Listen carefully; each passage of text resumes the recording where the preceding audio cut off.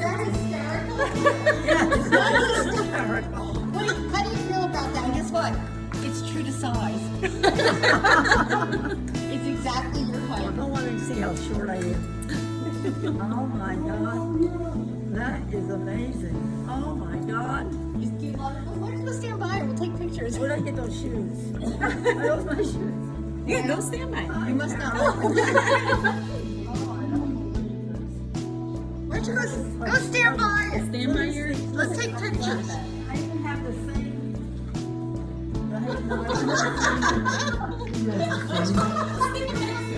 Stand next to it.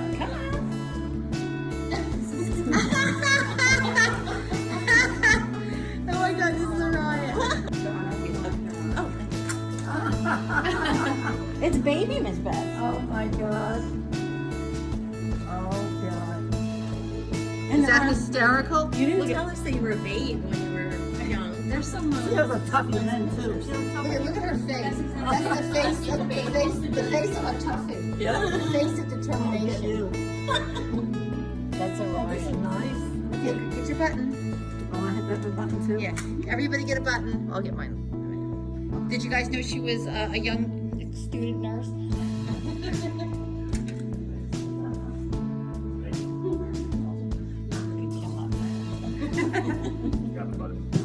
You guys are great, honest to God. There's more stuff This in is here. only the outside of the room. Yeah, this is just Okay. This is Okay. Okay. I want to see.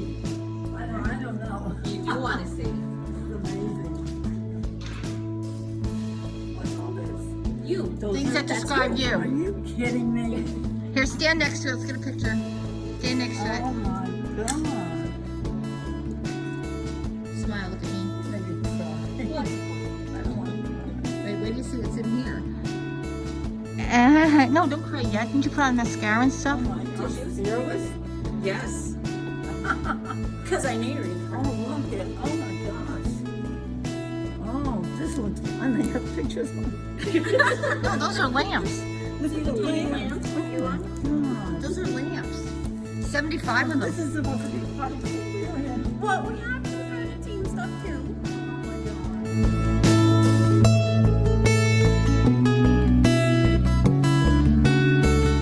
And I want everybody in the room whose life has been personally touched and made better by Miss Bev to raise your hand.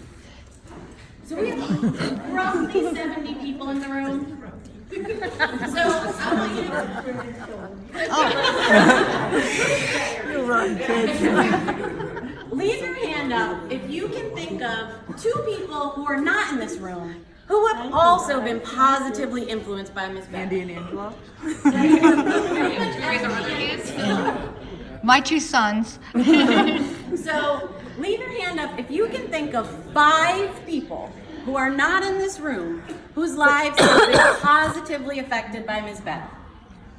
So you got 70 people in this room times 5 people that they're thinking about. That's at least 350 people, right?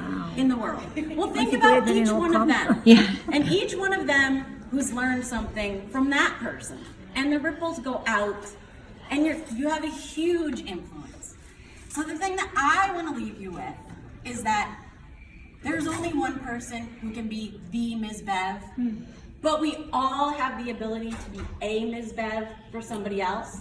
So I hope that that's what you take away, and that's, you'll go home and somehow your kid, your friend, a student, somebody, that you'll be that person for somebody else.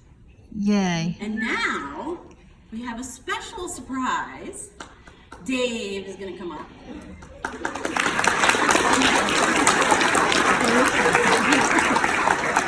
So I dusted it off, and hopefully I could do it justice. Go ahead. The song is called Howard Gray. It's a true story about a guy named Howard Gray, and the whole purpose of the song was Howard Gray was a kid that got picked on, bullied. So before it was like cool to be anti-bullying, Miss Bev brought Dave Levine, who came and sang the Howard Gray song. He didn't write it, but he sang it. And I eventually learned it. But we would listen to it and we would process it, and some of us would cry. And like I did break down one time when I was practicing it, so hopefully I can make it through. Most everyone I knew put the whole Gray family down. They were the poorest family in that little country town. Howard always looked too big for his funny ragged clothes. Kids all laughed at him, and Jimmy Jones would thumb his nose. Howard sat across from me, 7th grade at school. I didn't like him much, but Mama taught the golden rule. So when the spitballs flew at him, I never would join in. I guess that was the reason Howard thought I was his friend. And after things would quiet down, sometimes I turned to see the grateful eyes of Howard Gray looking back at me. Howard Gray, oh, Howard Gray, somehow they got their kicks out of treating you that way. Deep down I kinda liked you, but I was too afraid to be a friend to you, Howard Gray. One day after lunch I went to comb my hair and saw they had Howard pinned against the locker in the hall. They were poking fun about that big hole in his shirt. Had his left arm twisted back behind him till it hurt. And to this day I can't explain, and I won't try to guess, just how it was I wound up laughing harder than the rest. I laughed until I cried, but through my tears I still could see the tear-stained eyes of Howard Gray looking back at me. Howard Gray, oh, Howard Gray, well I can't believe I joined them, treating you that way. I wanted to apologize, but I was too afraid what they think about me, Howard Gray. And from that moment on, after I made fun of him, he never looked my way, he never smiled at me again. And not much longer after that, his family moved away, and that's the last I ever saw or heard of Howard Gray. That was many years ago, and I still haven't found just why would pick a brother or a sister when they're down. I know it might sound crazy, but at night I sometimes dream about the eyes of Howard Gray looking back at me. Howard Gray, oh, Howard Gray, I've never quite forgiven us for treating you that way. I'm hoping maybe somehow you'll hear this song someday. Know that I am sorry, Howard Gray. We'll probably never meet again. All I can do is pray that you and God forgive us, Howard Gray. You and God forgive us, Howard Gray.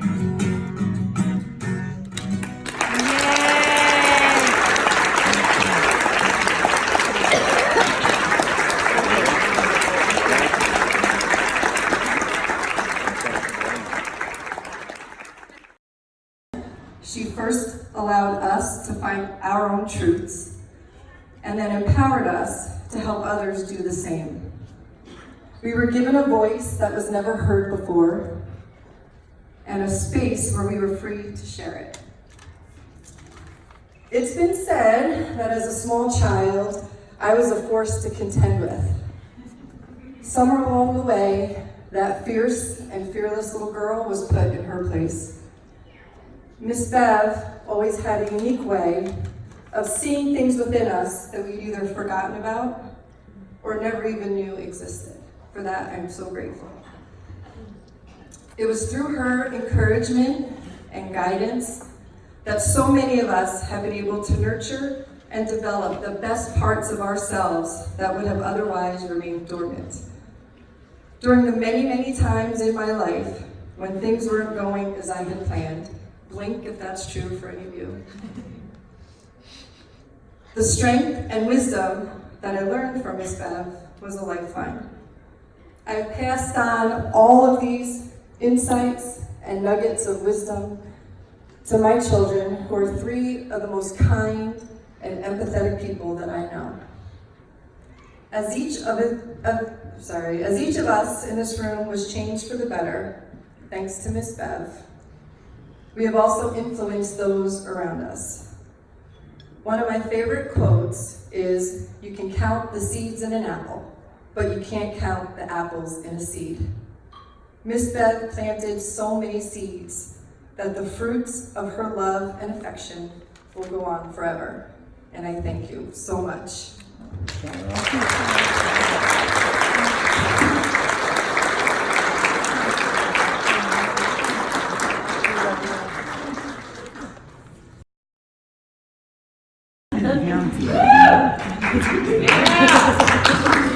I'll be here all week. Try to lobster. So it had been a while since I've seen you, and I want to say happy birthday. First and foremost, happy birthday. Yay! Happy birthday! I'll make it short and sweet. I made sure that inside of my life, with raising a family, staying in Wappingers, go Indians, son now in high school, Don't cry, Chris. always has his heart on his sleeve. Most importantly, I came in here and I didn't know what I was going to see, and I was brought back to a lot of different things, a lot of different people that I remembered. Holy shit, this is me. This is how I became. He taught me that. He showed me that. She brought that out of me. He did. Oh my God! Like I saw the formation of myself, and if this Miss Bev wasn't there for me in high school, I wouldn't have made it. It was close. It was close. I found out on my birthday, senior year, if I was graduating or passing, I passed. I made it out. I was couch surfing, first through 8th period classes, working, just a mess. But every single day, she always told me I was worth it, to keep my head up, to smile. And she just was always there. She's always been there for all of us. And still to this day, I have friends like Ann Cox that I've known since I was 4 or 5 years old. And I just hope and pray that the future generations have a Miss Bev in their life. And I hope that after today, that we can find reasons to be Mr. or Mrs. Bevs in somebody's life. And I've tried to do that often, thinking about things that I got the chance to do because of somebody going to bat for me. And I try to do that with my children. I try to do that with love as much as I can, instead of anger. And anytime I fell down and went through really, really bad times, I always seem to remember things would pop out that I learned in project team and in project team meetings, in retreats, in hang sessions, in skipping class just to go see Mrs. Bev because I was having a bad time, a bad COVID. And without Miss Bev, I would have never made it to here. So I thank you. Happy birthday, I love you very much.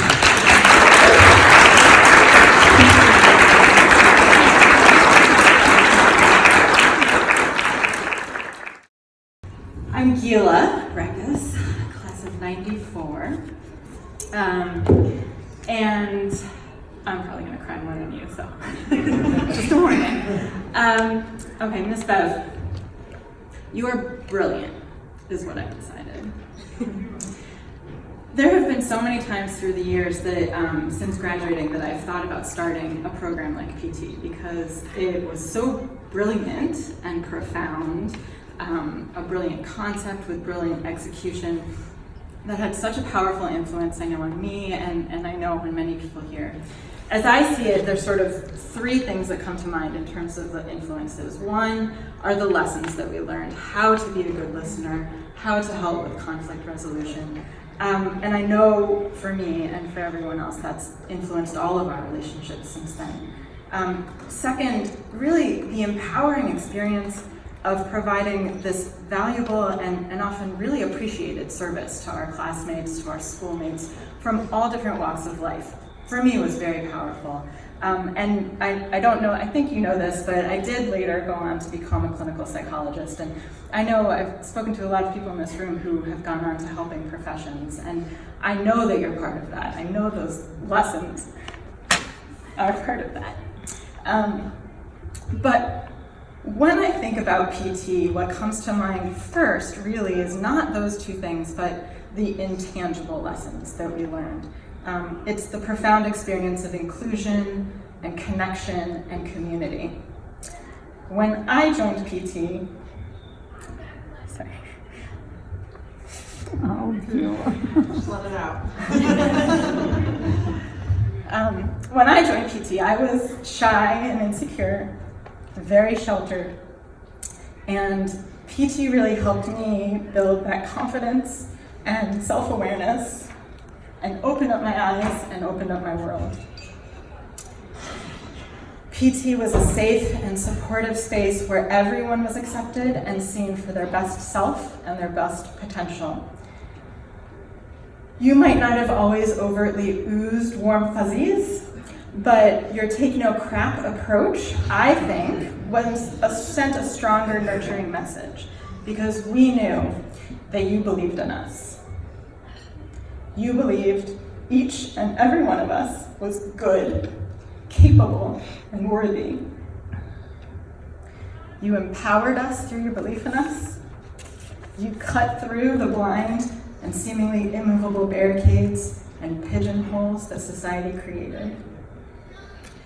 And now that I'm an adult and a psychologist, and now even more so as a mother, I see the magic and the brilliance in the PT experience more than ever.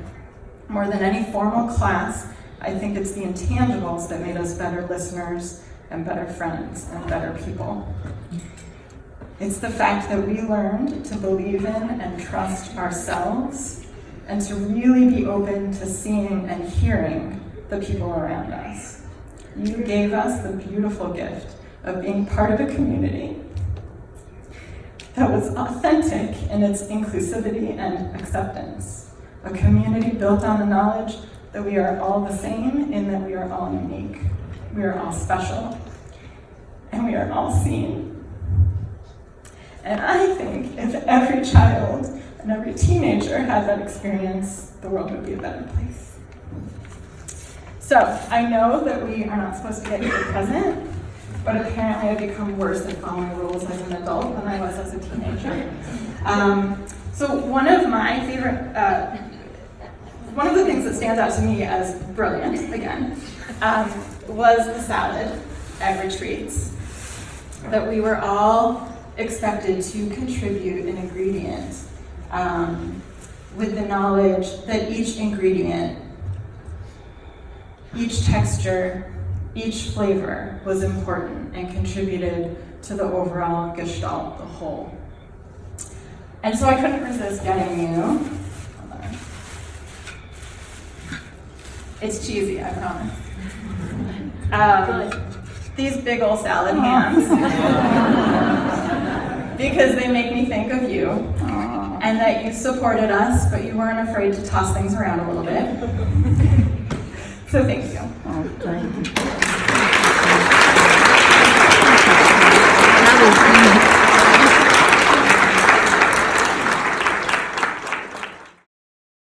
It's just the way that she did her project teams, the same way she raised her children. And then I went ahead and tried to instill those same values in my boys. And I'll tell you, she has been such an amazing mother. But one thing I want to say is, you should see how amazing she is now. I mean, she does not miss a beat. She is the Energizer, totally the Energizer bunny. I don't know where she gets her, I don't know where she gets her energy, but I keep saying to her, I would love it if I had half the energy at your age, or half the mind. I mean, I cannot believe her wisdom. She's as sharp as a tack. Nothing gets past her. So I just want to say, what you've all experienced in Project Team, I had that every day of my life. So I just want to say, I'm so thrilled that everybody came here today, that we could celebrate her, and now we're going to let her say a few words. How do you like that? And then we'll have strawberry shortcake.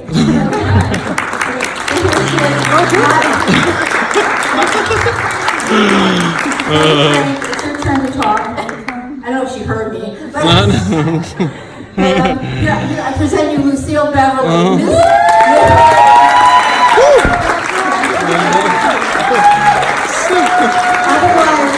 Otherwise known as Liz Bev. Here you go.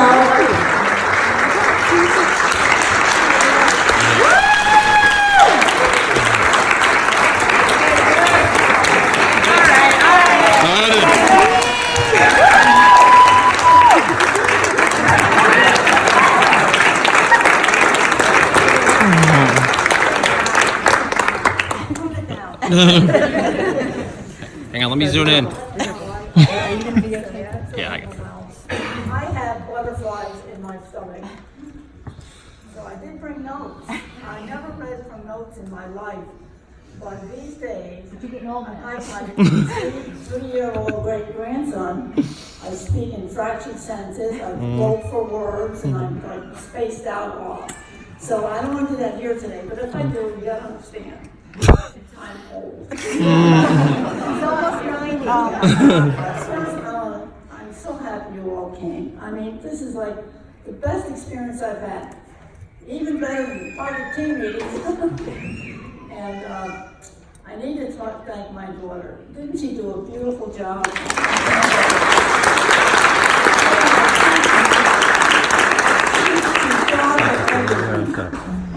I'm surprised you're not all getting massages. First, please. Wonderful. You all touch my heart. It leaves me speechless, but I do have a few things to say. And you all heard what Project Team did. Okay? Now I'm going to give you a little lesson on how Project Team came about. Does anybody know? I don't think so. Okay. Anyway, in the 70s and the 80s, there was a big drug problem, and it was hitting teenagers as well as young girls. And so we, all the adults, thought, well, we got to stop this, stop kids from taking drugs. And we went to having all kinds of meetings and in school. So one time they had a workshop or some kind of a conference in Long Island called Super Teams. And they sent a crew of us down there. I think there were like 4 or 5 teachers that went. Of course, they were kind of excluding me because I was a nurse. But on the other hand, I was a teacher. I had my BA in teaching, which I had to work in the school. So anyway, they did take me by default. I went down there, and it was 12 days of really intense workshops.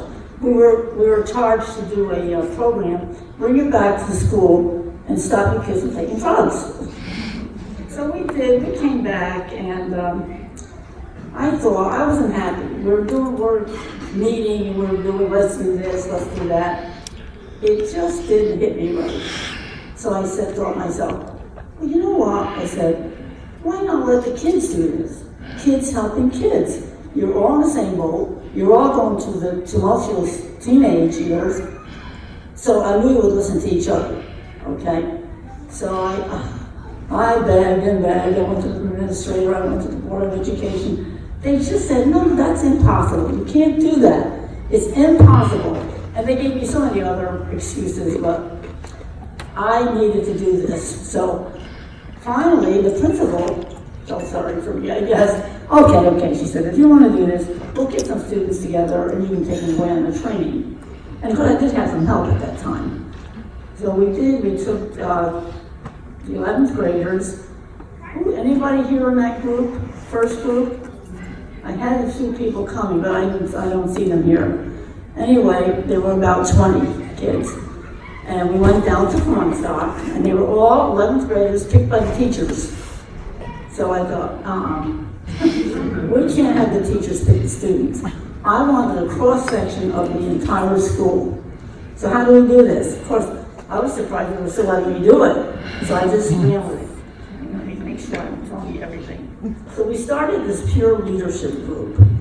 And what we did is I sent a survey to the junior high schools. And on that survey, I'm not sure I remember everything it said, but I said, if you had a problem, who would you go to, or who do you trust? Now mind you, every group in the school has a leader.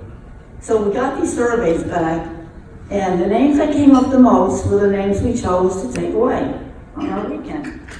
So now we got, let's see, next page. But did you say that the kids had to fill out the survey? I don't know if you. Pardon, what did you say? The kids had to fill out the survey. The kids, the kids had to fill out the survey. And I didn't trust anybody. My older kids went over and picked up the survey because I didn't trust the teachers. So, make sure I'm on the right page here. There's something on the back, Ms. Benson.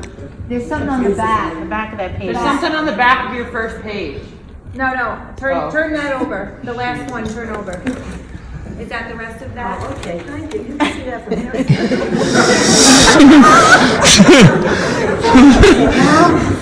So now we have the smart kids, the dumb kids, the jocks, kids from the drama, kids from the band, ethnic groups, the loners, and the stoners. Well, that was our we were so last, so we took them away this weekend. Now this is a bigger weekend. They allowed me to have like 40 or 50. Well, Maria. Who was the first group? Maria, Vicky, Chris. Oh, Chris Schultz been in Project Team forever. What would we do without Troy Druid? We love you, Renee. Okay, and who else on that first group? Way back there, Cheryl. Right. Okay, so you all sat in a group, about 40 of you. And I think you all looked around and thought, what's she doing here? What's he doing here? I mean, it was an unlikely group of kids. You know, kids you would probably never be friends with. So we had the weekend, and we even had to do our own cooking at once at that time, and provide meals. And everybody pitched in. It was just wonderful. By the time we left on Sunday night, the bonding that had occurred blew my mind. I couldn't believe how you kids, now here's the kids who would never have anything to do with each other, they have a bond. Now they'll go back to their own groups at school, but at least they'll recognize each other in the halls, because they've been through quite an experience. Okay, so from that first weekend, and they let me keep going, so I just kept going, we started developing programs. You guys started developing programs. Project Team is you. You guys did it, okay? So we started developing all these programs, which Meg never mentioned any of them. Meg, you didn't mention all our programs. Fired. You all know what they are. What Meg said? You better. We had a peer leadership group, then we trained you in peer counseling, then we trained you in peer mediation, then we sent you out to the elementary schools. I mean, it just kept growing and growing. And you guys never faltered. I mean, I could always trust you to do what you had to do. You made me proud every time. Sometimes you scared me. So I watched you see yourselves through my eyes. I watched you come in from 9th grade to 9th grade, 14, 15, timid, scared, a little boisterous. I remember Ray Kerensky. He's a teacher now. Ray was so, anyway. By the time you guys got to be seniors, you were accomplished leaders. You could get up and speak beautifully, you could train, you could do all the same things I could do, which was amazing. I hate to see you all leave. Okay, so there, Chris Truitt, he's still in Project. I see Chris a lot, and I see Megg and Pam. And I want to thank people. I forgot to thank everyone. Okay? You can do more thanking at the end. Yeah. Show me, Michelle. Okay. Now this wasn't easy to do. It all came with a price.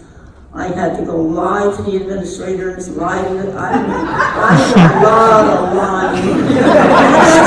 We'll do that, we'll obey that, okay, with a lot of aggravation, a lot of stumbling blocks, begging. Well, what they kept saying to me was, this is impossible, you can't do this. It's absolutely impossible, you can't do what you want to do.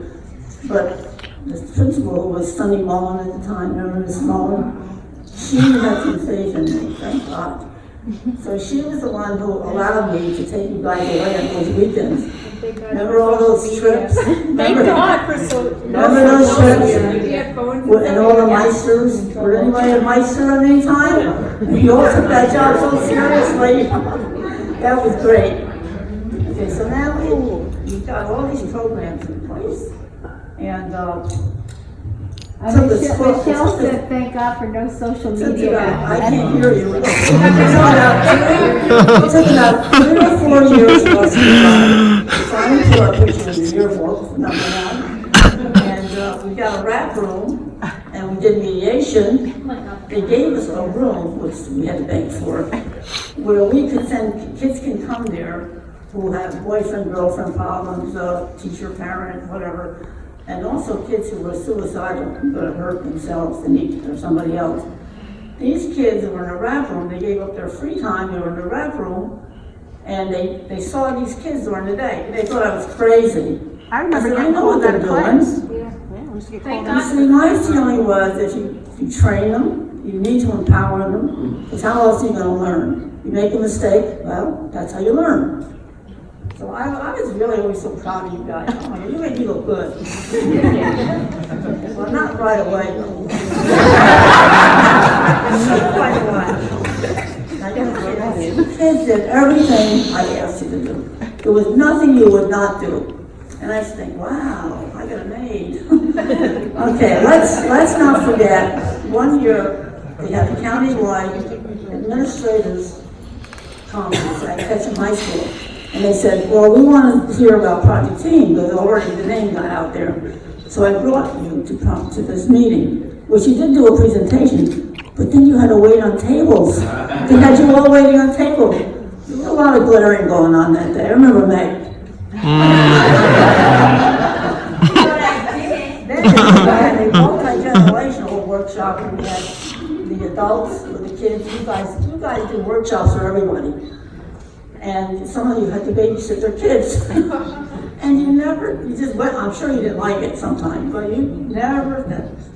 Then we did a lot of jumping around to a tom-tom at one time, in mediation training. Does anybody remember jumping around to a tom-tom?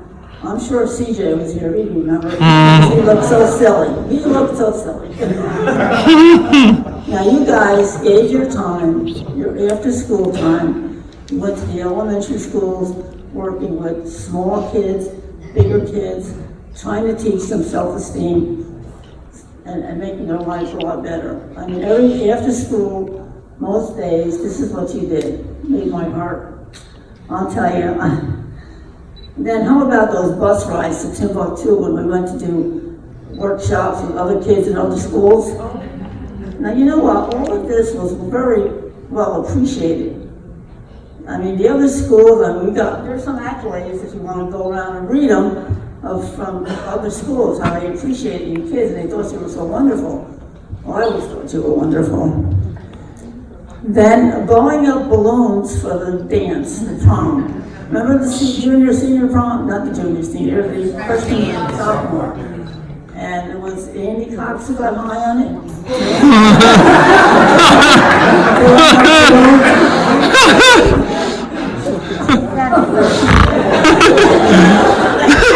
That's it, Cox. That's it. Yeah. One year, John Jay's football team was having a real bad problem. It was actually racial.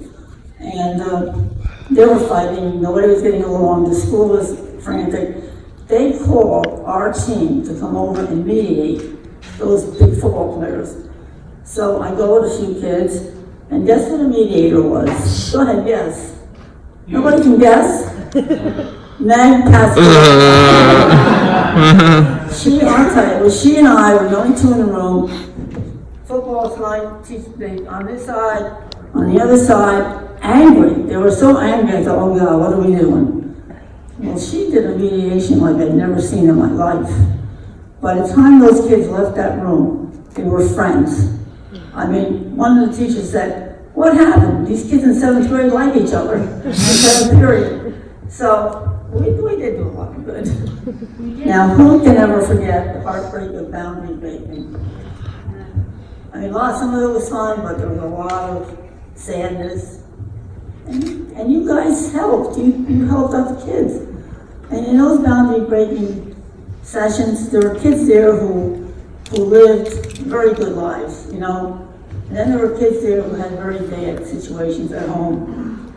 You were a support system for those kids, and thinking, thank God that's not me. Now these kids who have had it so bad now have a support system in the school. And there isn't anybody you guys wouldn't help. Didn't matter who it was, you were right there. I would call you out of class sometimes. I don't know, it really is amazing. Okay, and then you gave your free time to the rec room again to take care of all these problems. And we did pick up some suicidals, believe me. We picked up some kids, right, who were suicidal. These kids do more than some of the teachers in school. They would call me, they would be counseling with the kid, and if something was wrong, they'd call me. That was a red flag. And I would go there and I would talk to this kid. And sure enough, one kid did split a wrist because somebody let her go home on the bus. Okay. The gifts of happiness. Remember the gifts of happiness? God, I still have mine. How about Sunday morning zombies? Sunday morning, you're all zombies. We'd be in a group, and there you were. But that was okay. You did a good job. You were tired. You had a right to be tired. Then I sent who did I send to Woodstock? Remember the second Woodstock? Yes. Yeah. Megg, Dave, and you were in the mud and the rain for a weekend. And you know why they went to Woodstock? They asked us to send counselors. These guys are considered counselors. That's how good they were. Wow. Okay, and also, singer dancing. You all like that, didn't you? That was fun. And Honey, Do You Love Me? Do you all remember Honey, Do You Love Me? Oh, you know, you guys made a tremendous impact. I don't know if you realize that, but you made such a tremendous impact on the Ketchum community and the community at large, outlying communities, each other, and especially on me. I never will forget you guys. Okay, and you all have a place in my heart, which that's how I recognize you today. My heart goes, oh, there's so-and-so, there's so-and-so. You know, and I gotta talk about Sal. Sal was my protector, okay? Anybody mess in this bed, or else. Or else. No, don't touch me. And also Sal, Jerry Hickey, I wish he was here today. Jerry Hickey told me how you got into Project Team. Do you remember how you got into Project Team? Oh, see, he doesn't remember. Anyway, this is the story Jerry told me. Is that you, and I don't know if it was Mark, somebody else, three of you, had gotten into some kind of mischief. And your punishment was Project Team.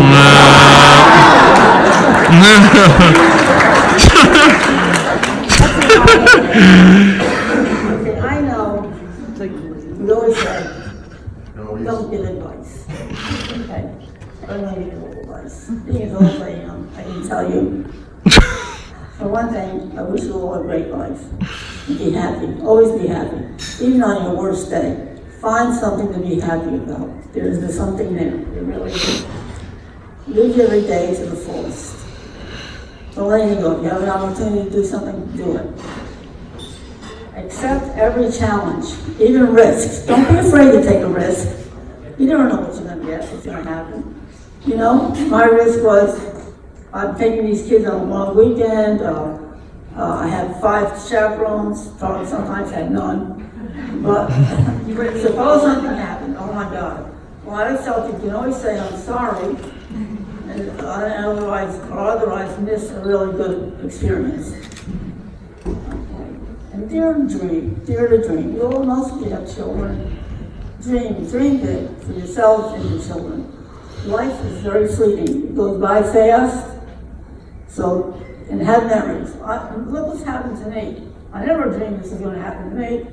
Having you all here honoring me like this, it's just unbelievable. Unbelievable. Okay, and always remember who you are. You are all so very special, and I love you so much. I'm done. And scene.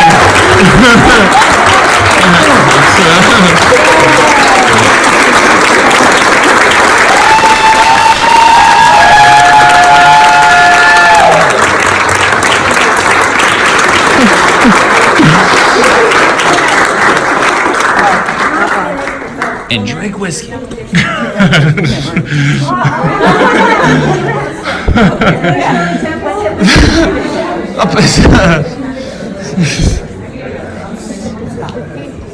Oh, sweet girl. I don't know what you're all ready for.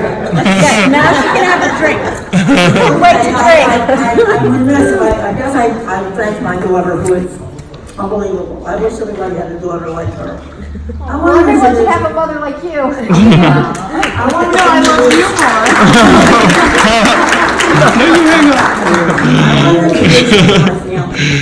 more. My 5 grandchildren. Woo!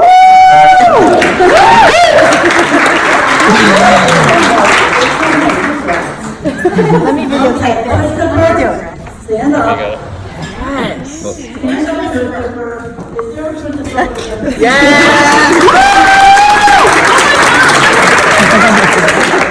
Here's the first.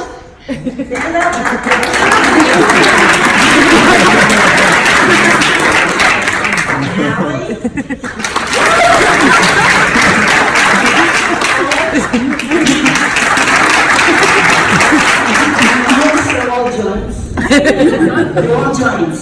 Yeah. And my son, Chris.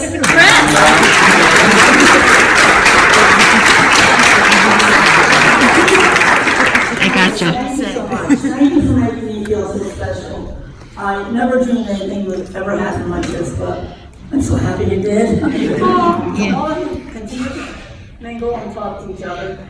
I'm sure some of you don't know each other because you came from different eras, different classes, but you all know how to go up and say hello and make people feel comfortable, right? Okay, I'm done. I just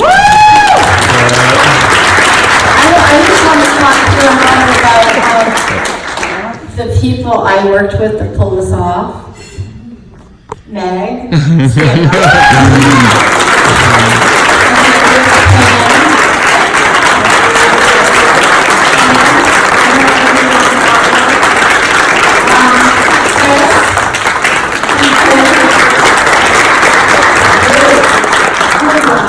so sorry. See, I told you I didn't Meg and Pam and Chris and even Ann Cox, I mean, they just ran with this. I don't know how they found everybody, but they started in January when we decided we were going to do this. So I'm sorry, I lost my mind. I should thank you from the bottom of my heart. I never forget you. And I see these guys a lot. Especially Chris. Okay, and did I forget? He takes me out to lunch. Yeah. So does Meg and Pam. Did I forget anybody? I don't want to. No. Who do you think I wanted to do and forgot? My next door neighbors. They are my family.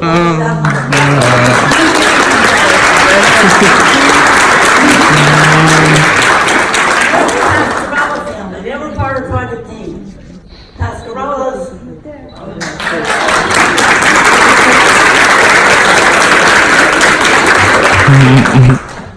They saw what we did. We tried to keep it a secret. Okay, guys, have fun. Thank you.